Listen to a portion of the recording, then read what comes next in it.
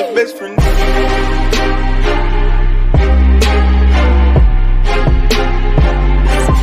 That's my best friend. What's up, everybody? It's your boy Dave Mo Flips. You already know what it is, or Dream Team Auto, whatever. I don't know if I changed the channel yet or not. I don't know if I'm going to. But anyway, hit that subscribe button, man. Seriously, the only YouTube video dedicated to helping you guys make money flipping cars. So I was on Facebook Marketplace. So actually, I was just on Facebook, whatever, looking around, and you know, like most of us, I'm in these groups, the car flip, and we should actually start one. We should start our own group. But anyway, and there's another one. And, you know, I've seen this post, and I've seen a lot of these posts lately, where someone will take a car that was bought from auction. And this one in particular was a 2006 Chevy Suburban or Tahoe, 114,000 miles. It had a clunk. And again, I'm only going on what they posted. A clunk when you put it into gear, probably just a transmission mount or a motor mount. Nothing crazy. But it went for like something in 6,000, 6,500 at auction, right? And everyone on this post is like, oh, they overpaid. You know, how can you make money? This, that, the next thing. For the people that aren't buying and selling cars yet, and you're seeing posts like this, understand something.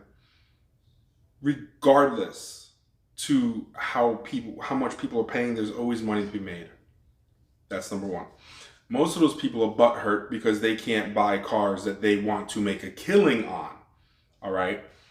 And I'm not trying to be rude to any one of those groups or anything like that. And, you know, one comment was, well, I don't see how there's any money to be made, you know, because you can't buy a good car. I don't look at it like that. I want to know what the person who purchased that vehicle, I want to know their sales tactic, right? I'm inspired by that. I want to know, damn, if they spent $6,000 on that car, how much are they going to sell it for? 7, 8, 9, 10? You know, are they a buy here, pay here? Are they a cash lot? You know, what's going on? So the moral of this video here is just to tell you, if you're a part of these groups and you see people bitching and complaining about that, don't worry about them. Get them out of your head. Focus more on the person who bought that car. Learn from that person. Because the person who's taking time out of their day to make a post about someone else's purchase, they need to focus more on what the fuck they're doing. All right? I'm at the auction and I hear people, they overpaid. You can hear dealers say that. What the fuck difference does it make to you? Because you didn't want to spend enough on the car, you're mad at the next guy because they can? Again, instead of trying to take pages from that person's book of how they're getting these cars off, you're sitting here complaining because there wasn't enough money left for you or they beat you. Don't be that person, all right? And I'll tell you this right now. I am bottom of the barrel, all right? I have nothing to hide. I told you I'll always keep it 100 with you guys. In my opinion, cash lots with no financing, no buy here, buy pay here, just straight cash lots, they're the bottom of the barrel when it comes to car dealers. That's where I am. Bottom of the barrel, cash lot. Then you have, you know, these other lots that have traditional financing or buy here, pay here. And it depends, you know, which one you value more. I like to think the buy here, pay here is the cream of the crop. I think when you reach a certain level of buy here, pay here, the money is unstoppable.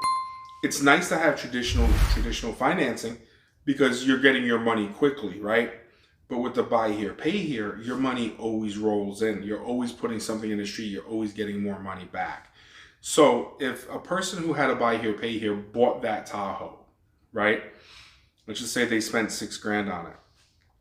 And this isn't for your newbie buy here, pay here. This is for a seasoned buy here, pay here. They could potentially put that car on their lot with $3,000 down, $4,000 down, and have someone pay for the next 4 years on it, all right? Because it's still a Tahoe or a Suburban. It's still a big SUV. It only has 114,000 miles. Those things last forever. And it looked from the photo like it was in good shape. Regardless to whatever you're looking at, don't let anyone tell you that, you know, the prices are so high, Because if the prices at the auction are high, then that means the prices for the cars retail are high. If you're looking at a car that's high at the auction and it's not selling for what you think it should sell for in your area, that buyer did you a favor. Then you shouldn't be looking at that car. I'm a Florida dealer. The majority of these cars down here are rust free. There's nothing stopping a Michigan dealer from logging on to Manheim, ACV, whatever they want, and buying these Florida cars, rust-free SUVs, okay? I'm going to say, man, how the fuck can they sell them? Like, how can they afford to buy them so high? I can buy them retail for that price out here. Because by the time they take that rust-free car from Florida, bring it up to Michigan, the price damn near doubles. So you can buy that '06 Tahoe with 114 on the clock, get it to like the Rust Belt, like Michigan, notorious for rusted out cars, and you have this beautiful Suburban or Tahoe with 114,000 miles, no rust on it whatsoever. You can take pictures of it without rust. You could do your undercoating so it doesn't rust. If you look at legit street cars, I think he did that with an Escalade. He bought an Escalade, no rust, no nothing, got a great deal on the Escalade, took it to Chicago, which is also notorious for rust, and undercoated the whole thing so it'll never be able to rust. I hate to use the word never. Chances are it won't rust. So again, you don't know who's buying these cars and what area they're buying them in to be sold in. So whenever I look at a car that's like, wow, why would someone spend that much money on that car? I don't get mad and say, oh, there's no money to be made, like a little fucking crybaby. Just move on to the next car. Do you see what I'm saying? Like, that particular car is not the one for you. You don't have what it takes to sell that car and make money. There's the fucking truth for your ass. It's not that they messed up and bought it too high. You don't have what it takes to make money on that car. That person does. You might not be in the right location. You might just not have the sales tactics. You might not have the tools it takes, like buy here, pay here, financing, or whatever. Don't hate on the next man. Don't do it. And don't fall victim to people that are partaking in that type of activity. Just steer clear of that. Don't let them be Debbie Downers for you.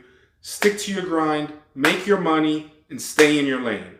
That's all you have to do. That's what this video was about, because I got tired of reading that shit, man. And I feel bad for the people that aren't in the game that are reading that. And it's almost like a deterrent for you not to get into the car game. There's plenty of money to be made on every single level. But if you're on the sideline reading it from other people, you're not them. You're probably better than them. Get in the game, get your money up, find your niche, and make your money. One thing about me, I was talking to my homeboy Joe, probably one of my best friends. He's with me probably every single day. He's a car guy as well. And, he asks me, well, what kind of cars do you like to buy? I tell him right off the bat, anything I can make money on. Any car I can make money on. I don't give a fuck if I'm buying a Mercedes or a friggin' Audi or a Honda, a Nissan. I usually don't buy Honda and Nissan. Or, whatever the car is. I bought a Saab. I bought a Saab in the lane for $1,100, okay? It came out to be like $1,330 after fees. We're driving to get the car, and he's like, bro, what are you going to sell that car for? I was like, the SUV. I was like, to be honest with you, I couldn't even look it up last night because I don't even know the name of it. I could care less. He's driving his car, and he's laughing like, bro, how can you buy cars like that? And I said to him, because in my head, an SUV, black on black SUV for $1,330 has to be worth $2,500 any day of the week. It's a low mileage SUV. That's just how I looked at it. I don't give a damn that it's a Saab. Ended up selling that car within 2 weeks for $3,000. That SUV for $3,000. So don't get caught up in the hoopla.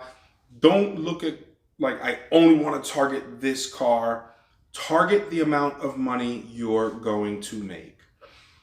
How do you know how much? Start looking at Facebook Marketplace and Craigslist. Look at every single car. Just look at it all day long. Look. Get post-sale sheets. See what cars sold for. See what you could have sold them for yourself. Keep studying the game and stay the fuck away from these Debbie Downers that are like, oh, how did they do that?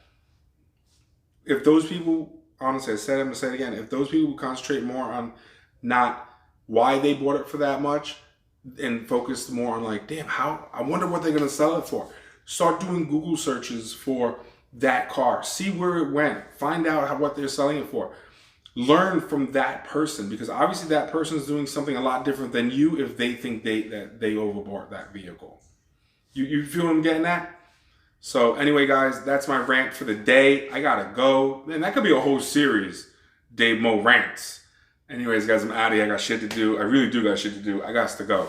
Have a good one. Later. That's my best friend.